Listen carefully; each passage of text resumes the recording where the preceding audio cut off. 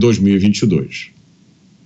Mais notícias e informações aqui em Os Pingos nos Is, porque a Polícia Federal intimou o ex-presidente Jair Bolsonaro a prestar depoimento na investigação sobre o caso daqueles empresários que discutiram golpe de Estado em mensagens no WhatsApp.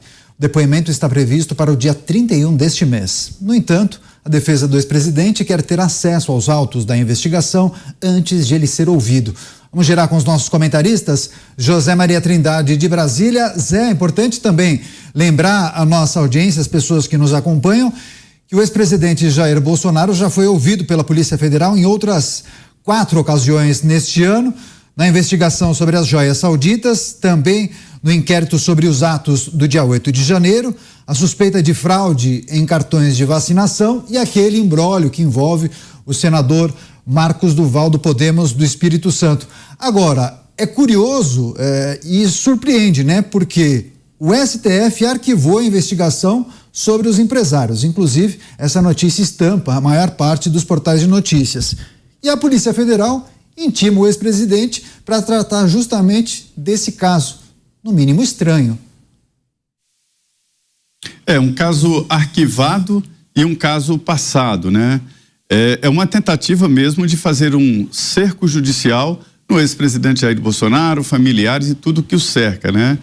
Na verdade, eu estou vendo isso aí, Daniel, como um ponto positivo para o ex-presidente Jair Bolsonaro. Muitos ex-governadores, ex-presidentes da República são obrigados a apresentar uma candidatura nas eleições para ter espaço para se defender, porque em alguns casos isso não é natural na política, né? Quando chega um novo governador, um novo presidente da República, ficam olhando para trás, como se diz da política, dirigindo pelo retrovisor. E, na verdade, um governante tem que olhar para frente, tentar dar estabilidade ao governo, mostrar que a proposta dele é de futuro, de união e que é governador de todos e presidente da República de todos. Nesse caso, isso não está acontecendo. Então, cada depoimento do ex-presidente Jair Bolsonaro, ao contrário de ser um constrangimento, ao contrário de passar ali uma mensagem de que o presidente está respondendo à justiça, ele vai se defender e cada investigação vai mostrar realmente o que aconteceu. É assim que vai ser. Então, este excesso de depoimentos, na verdade, é uma condição para ele colocar a sua opinião e se expressar e evitar, inclusive, esse bombardeio, esse tiroteio que está fazendo contra tudo que pareça que apoiou o Bolsonaro. Nesse caso específico, hoje já foi arquivado o processo. É um diálogo entre empresários que falavam sobre política, né? E eram pessoas exprimindo as suas opiniões, não havia nenhum crime, nenhuma projeção de um crime, mas opiniões, e a Constituição garante o direito de opinião e liberdade de expressão, não garante o anonimato. E nesse caso aí, poderia até ser o anonimato, porque se tratava de uma conversa num grupo fechado. Um grupo fechado é como uma conversa numa sala na casa de um amigo, ou seja, uma conversa particular. E isso já está arquivado e fica meio incompreensível mesmo esta convocação. Mas é bom que ele fala e que ele se defenda, né? Pois é isso. Vários comentaristas vão tratar e vão expor as suas opiniões em relação a essa notícia. Antes, eu quero chamar a sua atenção para a nossa enquete do dia. Todos os dias a gente publica uma pergunta sobre um assunto relevante do noticiário e a gente pede, por gentileza, se você puder, entre agora no portal jovempan.com.br e registre o seu voto e a sua opinião. Você vai ficar por dentro das notícias do dia, acompanhar os textos dos nossos jornalistas, os vídeos dos programas e telejornais que são publicados, leia também a coluna dos nossos articulistas e, se puder, vote na enquete do dia. Esse é um assunto que, inclusive, a gente vai tratar daqui a pouco, viu? Um presidente da República que é contra armas deve ter uma segurança armada? Acabamos de publicar a pergunta, sim, mais de 50 pessoas já votaram, a maioria, 94,44%, disseram que não. Um presidente não deve ter a segurança armada, sendo coerente com a sua postura, né? Já 5,08% entendem que sim, são coisas distintas, coisas diferentes. Claro que a gente vai debater justamente esse tema daqui a pouco aqui em Os Pingos nos Is, sempre agradecendo demais a sua audiência na TV, nas emissoras de rádio e também nas plataformas digitais como no YouTube. É isso, agora a gente segue com mais análises, mais opinião. Cristiano Beraldo, não é de agora que pessoas do entorno de Jair Bolsonaro falam em perseguição e em situações que parecem ter o objetivo de constranger o ex-presidente Jair Bolsonaro. Lhe parece o caso dessa intimação? Olha, Caneta, a gente precisa primeiro entender o contexto dessa intimação, o que tem nos autos do processo, dessa investigação, o que tem ali de relevante para levar a uma intimação de um ex-presidente sobre a investigação de um grupo de WhatsApp de empresários. O Brasil de hoje é um Brasil curioso, para não dizer estranho, né? Onde a gente a cada dia leva um tapa na cara para acordar e saber que aqui tudo, absolutamente tudo pode acontecer. O herói de hoje pode ir preso amanhã, o preso de hoje pode virar o herói amanhã. E muita gente acha que o preso já é o herói, mesmo preso. Essa é a realidade do Brasil. Então, quando a gente observa tudo que está acontecendo, e a gente não precisa nem olhar especificamente em relação a Bolsonaro, mas o contexto da coisa, como é que as coisas se dão, a gente vê que parece que em algum momento as pessoas são colocadas como alvo da política, alvo do sistema de justiça, e aí vale tudo contra essa pessoa. Então, mais uma convocação, mais uma intimação para ele depor, tem que comparecer, deve prestar os esclarecimentos que forem necessários, e a gente fica se perguntando, né, o valor da privacidade no Brasil. Há privacidade no Brasil? Há como a gente atestar aqui os dados das nossas movimentações fiscais, financeiras, telefone? Será que isso realmente está protegido, ou será que a vida de todo mundo não só virou um Big Brother para a justiça, para as forças governamentais, mas há um sistema que vai revelando tudo para todo mundo conforme a conveniência do momento? A gente falou esses dias aqui sobre o sigilo das investigações, né? Informações de investigações sigilosas que são vazadas, e isso foi incorporado ao vazamento cotidiano. seletivo, né? Vazamento seletivo, isso foi incorporado ao cotidiano brasileiro. Isso já deu condenação no Supremo, viu? O ex-delegado Protógenes Queiroz foi condenado e teve que sair do Brasil exatamente porque ele fez vazar informações e foi condenado no Supremo. Isso é crime. Pois é, mas tem outro que foi condenado pela quantidade de informação vazada. Por exemplo, dados do COAF. Pô, como é que vazam dados do COAF com a facilidade que a gente está vendo no Brasil? É uma coisa assustadora que pessoas que lidam com informações tão sensíveis e tão privadas do cidadão brasileiro são capazes de simplesmente passar essa informação adiante. Então o Brasil vai se transformando nesse país aonde você está sempre com medo. A força do Estado, da estrutura do Estado, ela pode se virar contra o cidadão conforme a conveniência do momento. E depois você que se dane para se explicar, você que se dane para lidar com as consequências desse tipo de coisa. É realmente, assim, triste a gente ver o Brasil chegar nesse ponto. E a gente tem o papel aqui no Pingos, na Jovem Pan, de reforçar para a nossa audiência. Isso não é normal, isto é absurdo, isto é inaceitável. As pessoas precisam ser responsabilizadas por esse tipo de comportamento. E o pior, Beraldo, Oi? Você me permite? Por favor. Vai lá, Mota. Um dos piores aspectos disso é o uso que certos setores da mídia fazem, né? Elas pegam essas informações que nunca deveriam ter sido vazadas, constroem narrativas com isso, disseminam essa narrativa e causam a essas pessoas um prejuízo que jamais vai poder ser recuperado. Um prejuízo moral, porque o escândalo, o falso escândalo, sai na primeira página com manchete e é replicado por todo mundo.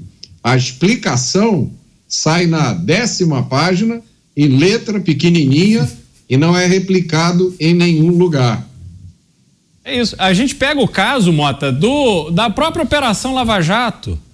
Quer dizer, a Lava Jato, de novo, não foi uma peça de ficção. Tudo aquilo que foi revelado pela Operação Lava Jato aconteceu. Os muitos bilhões de dólares foram desviados da Petrobras. Campanhas políticas foram financiadas com dinheiro da corrupção. Nós tivemos pessoas eleitas a partir de campanhas financiadas com dinheiro da corrupção. Nós tivemos funcionários públicos enriquecendo aos milhões, às dezenas de milhões de dólares guardados em bancos pelo exterior. Nós tivemos empresas confessando que deram grana em troca de contrato com o governo. Isso tudo aconteceu no Brasil e não faz muito tempo. Aí, a partir de um doidinho, lá o Walter Delgatti, que consegue entrar na comunicação privada de um grupo de procuradores da República, as informações são disseminadas pela imprensa, forma-se um entendimento de que era o momento de virar artilharia contra a Operação Lava Jato, e aí a gente começa a ver decisões que haviam sido tomadas por juízes, desembargadores e ministros sendo revertidas à torto e à direito, a ponto de hoje nós praticamente não termos mais ninguém enrolado em razão da Operação Lava Jato, como se aquilo simplesmente não fizesse mais parte da história do Brasil. Que é isso? E houve devolução de dinheiro, né? Ninguém devolve um dinheiro roubado que não foi roubado, isso não existe, né? Essa história que o Mota está falando é muito importante, Beraldo. Uma vez, eu tenho uma lista aqui de trabalhos em Brasília, e era ministro da Justiça Jarbas Passarinho. E ele, numa coletiva, ele era muito severo, muito rígido. Ele virou para um colega jornalista e falou assim: eu não gostei do que você escreveu ontem no seu jornal. Naquele tempo o jornal era a única imprensa que corria no dia a dia, né? Porque você não falou a verdade. Aí ele disse o seguinte: o senhor me desculpa, ministro, mas houve mesmo um equívoco e na edição de amanhã nós vamos fazer uma errata. Aí Jarbas Passarinho pegou uma folha de papel na mesa dele, rasgou em vários pedaços, entregou para o jornalista e falou: jogue pela janela e depois vai catar todos os papéis, emende e me entregue a folha inteira. Se você conseguir isso, eu vou te perdoar e vou entender que o dano está reparado.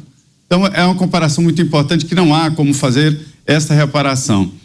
E eu estou vindo agora do Congresso e tomei um cafezinho lá com o general Pazuello, o ex-ministro da Saúde e agora deputado federal.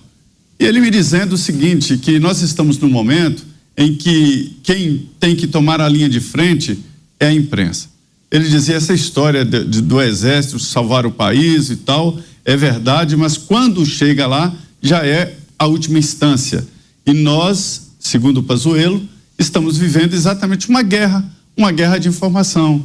Daí a importância de falarmos, daí a importância de tocarmos em vários pontos e darmos, inclusive, opiniões diferentes, como fazemos aqui nos Pingos nos Is. Eu concordo, há uma disputa e há uma guerra de informação. O que você relatou aí da Lava Jato é uma tentativa de revisar a história. Pois é, tem uma informação adicional que eu quero rodar, inclusive, com vocês, vou abrir com o Mota, mas o ex-presidente Jair Bolsonaro afirmou com exclusividade à Jovem Pan News que tem vergonha de tratar do assunto e afirmou que não fazia parte do grupo. Vou abrir aspas. Nunca participei desse grupo, trocava informações. Investigaram 6 empresários, tiraram o restante e ficaram 2. Me chamaram para me ouvir sobre uma mensagem que compartilho que veio da imprensa.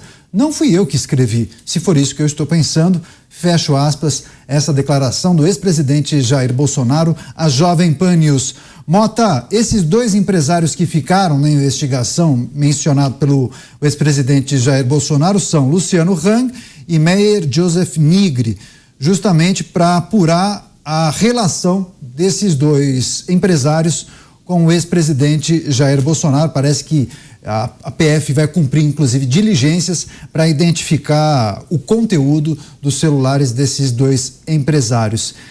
Está em linha mais ou menos com o que a gente disse, né? Aquelas pessoas que fazem parte do entorno de Jair Bolsonaro sempre destacam uma possível perseguição, porque nem sempre há elementos que comprovem e justifiquem tantas operações assim, né, Mota? A impressão que a gente tem, Daniel, é que a mensagem é: você é culpado, agora prova que você é inocente. Todo mundo fica sendo considerado culpado até que seja provado inocente, quando na verdade no Estado de Direito é exatamente o contrário. Quando aconteceu esse caso dos empresários, eu comentei aqui. Eu conheço vários deles. Os que eu conheço são empresários sérios, trabalhadores. Muitos deles começaram do zero. Eles pagam fortunas em impostos. Eles empregam milhares de pessoas. Eles, como todos os brasileiros, têm 2 direitos importantes. O primeiro é o direito a uma opinião. Todo mundo tem direito a uma opinião. O segundo direito que eles têm é o direito à privacidade. Veja, na minha inocência, eu achei que esse era um direito sagrado. Como é que pode alguém pegar uma mensagem de um grupo privado de WhatsApp e isso servir de motivo para que esses empresários, trabalhadores, homens sérios, sejam alvo de uma ação policial? E nesse dia que eu fazia esse comentário, eu comecei um debate com um colega, um companheiro comentarista, que justificava a ação, dizendo que tinha que ser assim mesmo, porque o conteúdo das mensagens era impróprio. Aí eu fiz um desafio para ele. Eu disse: companheiro comentarista, abre o seu WhatsApp para a gente. Deixa a gente ver todas as mensagens que você trocou nos últimos tempos. Vamos ver se você escapa de ser acusado de alguma coisa. Vamos ver se você passa no seu próprio teste. O desafio está pendente até hoje. Pois é, a gente segue ainda com